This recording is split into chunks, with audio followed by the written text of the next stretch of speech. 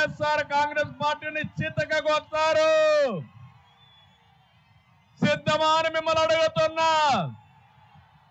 కానీ మీకు కూడా ఎన్నికల్లో మేము కూడా కొన్ని ఆయుధాలు ఇవ్వాలి యుద్ధం చేయడానికి. ఆ ఆయుధాలే ఈ సభ ద్వారా మేము ఇస్తున్నాం.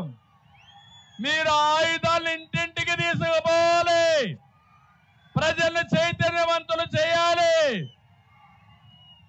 ఎంత దుర్మార్గుడు అంటే, ఏమమ్మా మీకు అన్నో తమ్ముడో కొడుకో ఉంటాడు, ఇంట్లో విభేదాలు వస్తాయి, వేరే పార్టీల్లో ఉంటారు, మాట్లాడుకోరు, కానీ అసభ్యంగా ప్రవర్తించరు.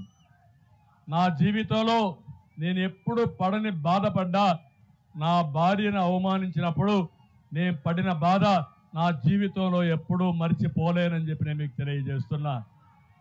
ఎందుకు బాధపడ్డానంటే, ఎప్పుడు బయట రాని వ్యక్తుల గురించి నిందలేసినప్పుడు బాధపడ్డా.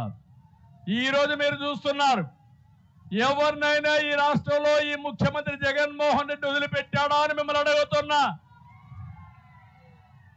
కడాన వాళ్ళ ఇంట్లో వాళ్ళ చెల్లిని వదిలిపెట్టాడా అని మిమ్మల్ని అడుగుతున్నా.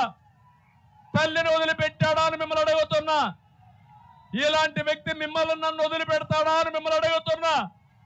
అందుకే జగన్మోహన్ రెడ్డి వద్దు, రాష్ట్రాన్ని కాపాడుకుందాం, ముందుకు రమ్మని మరొకసారి పిలిపిస్తున్నా.